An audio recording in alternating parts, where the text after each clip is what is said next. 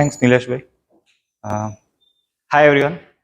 Uh, I'm Adit Modi. I'm a senior cloud engineer with Digital Alpha. I'm also an 11x AWS certified member of the AWS User Group Vadodara and also HashiCorp ambassador. So today's session is going to be a continuation of our reInvent recap series. So first part was focused more on DevOps, serverless, builder experience, networking. Those were the topics that were covered in the first session, right? AI, ML, those were the topics. So now this session is going to be around the other topics, which is data analytics, compute, storage, right? I'll be talking about data and analytics. So the purpose of this talk, right?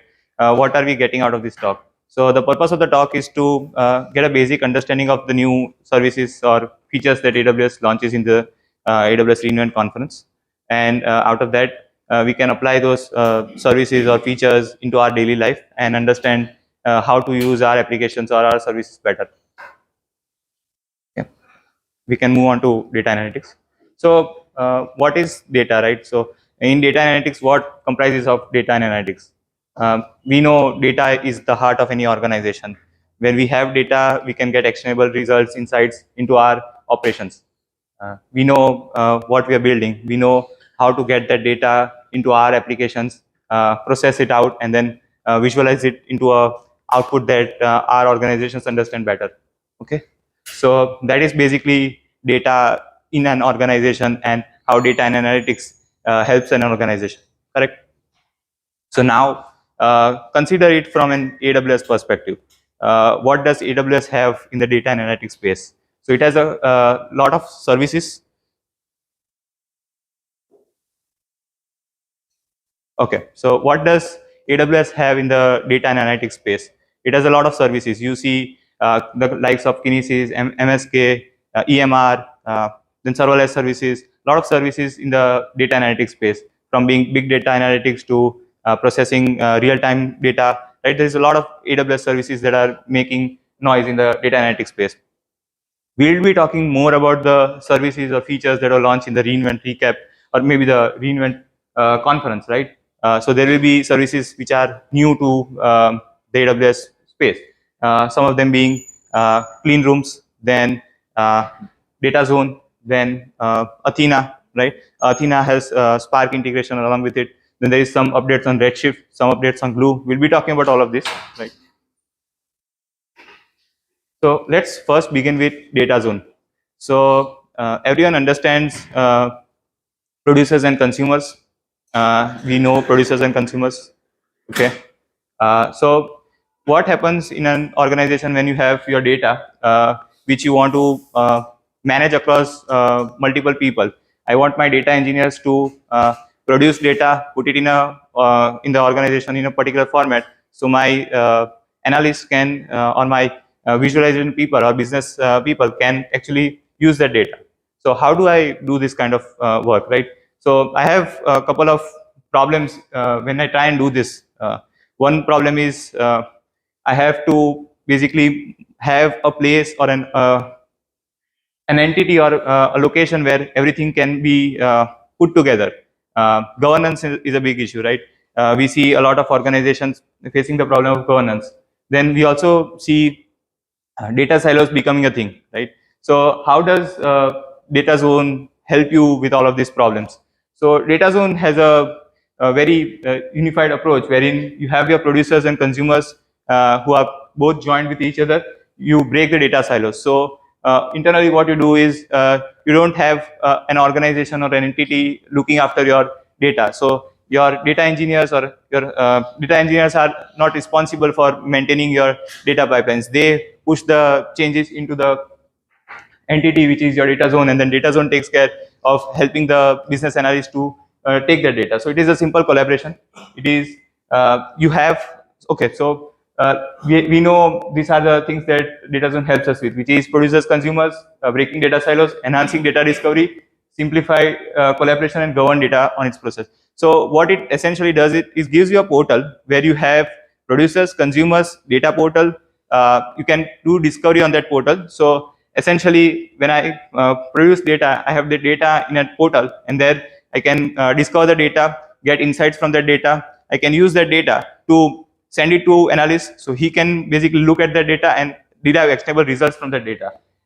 Again, there are not a lot of services that do this in the AWS space.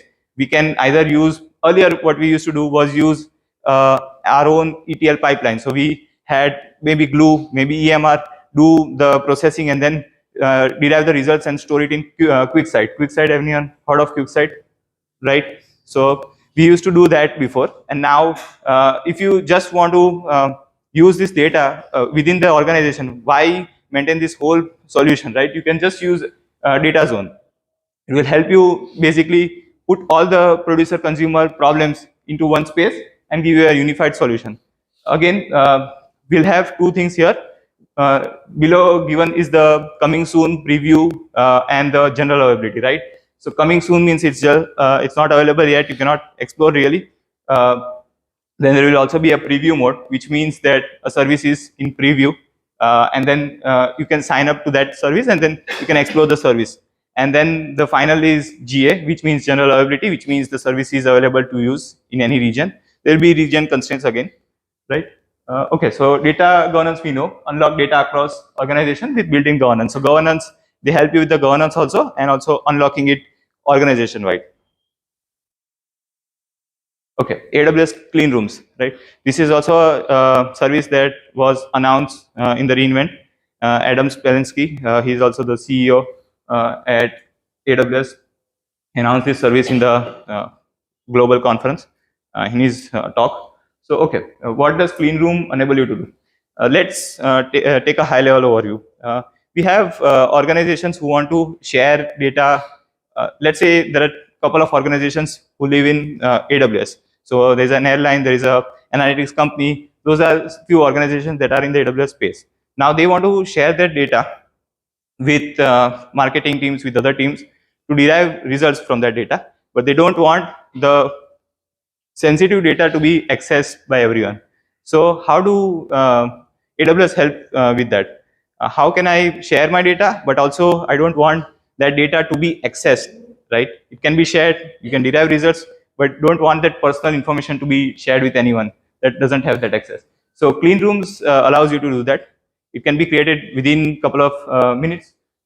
What it allows you to do is collaborate with organizations in the AWS and have a way of sharing this data, right? Collaborate without sharing your raw data. So you're collaborating, you're sharing information, or you're sharing the data without really sharing the insights or maybe the personal details, right?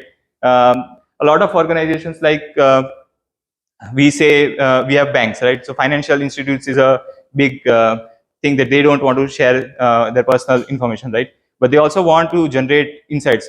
They want to say how is my let's say person buying capacity? How is my person's buying capacity? How is the person sharing, or maybe how is the growth for my particular portfolio? So those are few challenges that are there. They want they want to derive the results from those challenges, but they also don't want to really share those personal details. So, okay, what does clean rooms allow you to do? Collaborate with hundreds of thousands of companies on AWS without sharing or revealing underlying data. So data is not shared with them.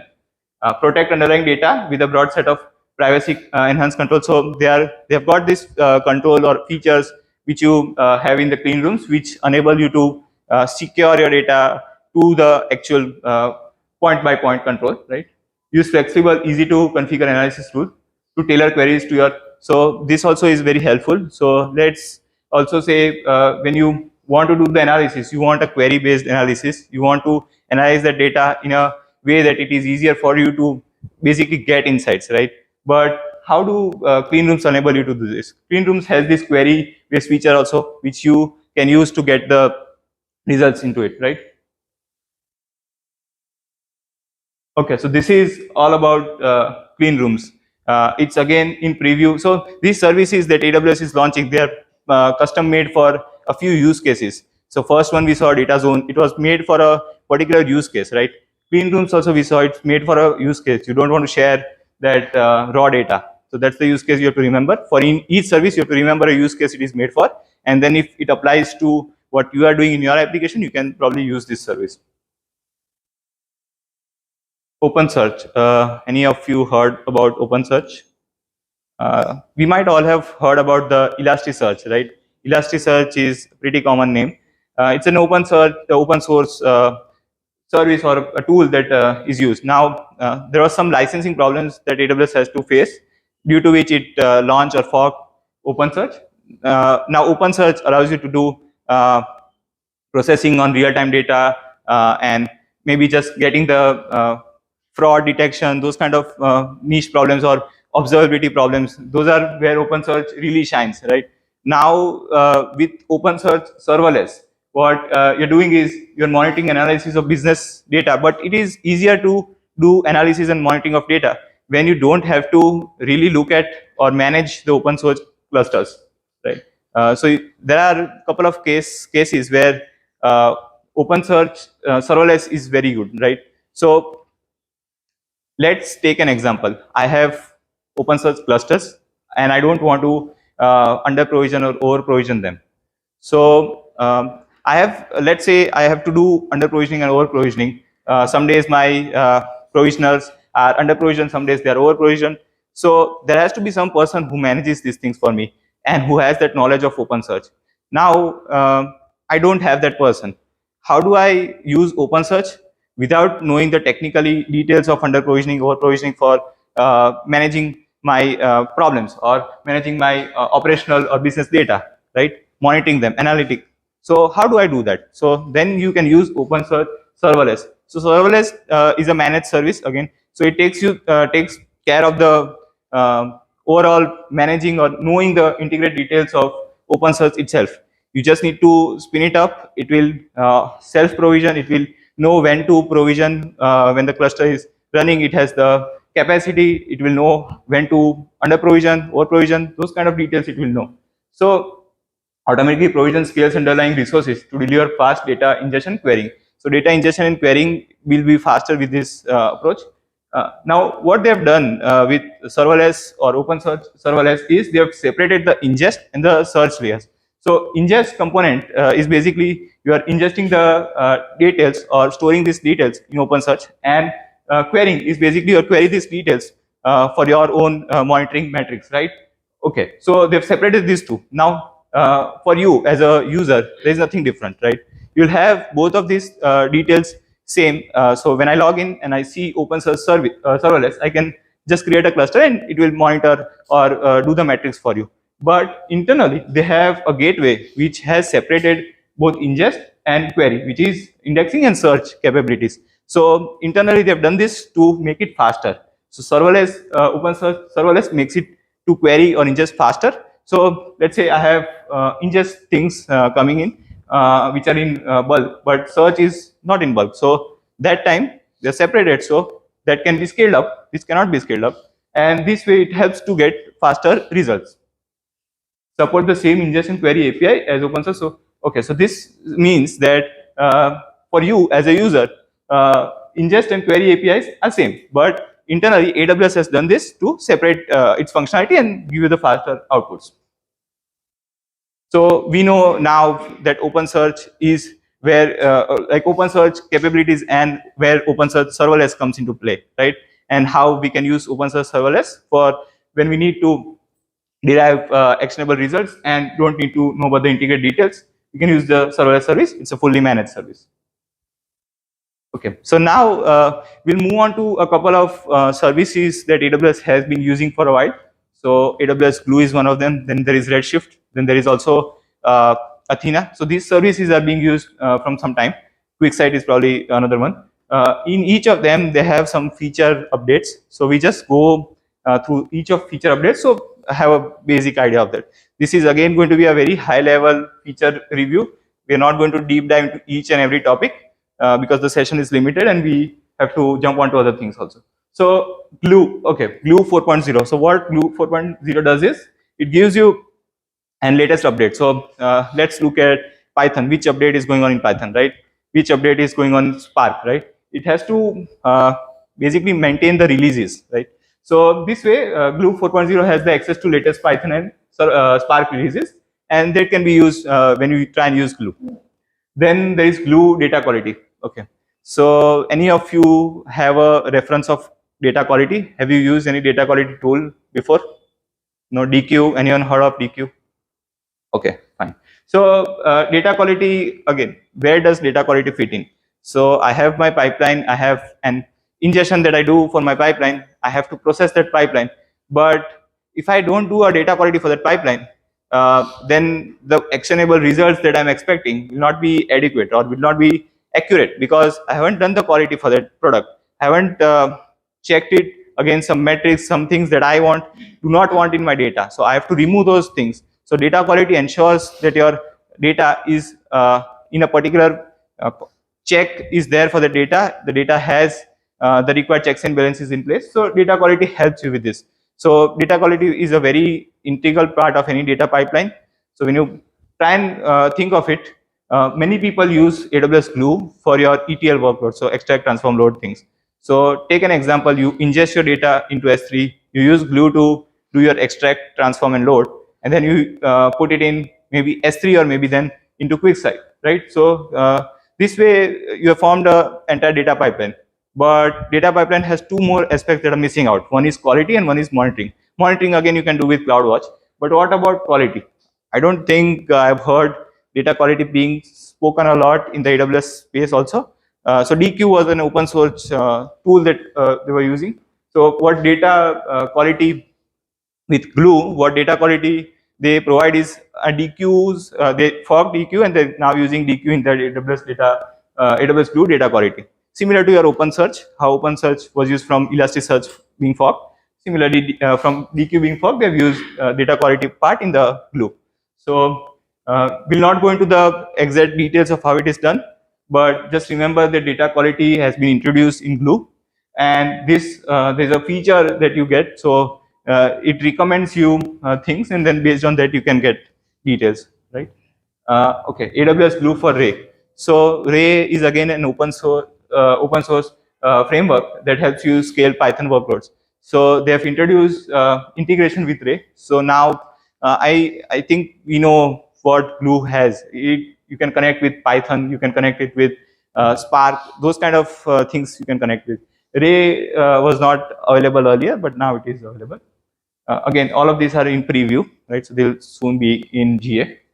AWS Glue for Apache Spark. Okay, so as I mentioned, so Glue for Apache Spark is again a new thing that they have launched, and then AWS Glue Custom Visual Transform. So many of you might have heard about Glue Studio.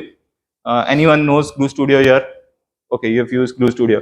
So Glue Studio gives you that visual transformation metric or viewpoint where you see your ETL traffic. You see, I can put a Glue ETL here, I can have a Glue job here, I can have a catalog here, I can do those kind of things here. So with this visual transform, it is available for you to do those transformations, and those jobs and all those things can be done. Again, all of these are in preview.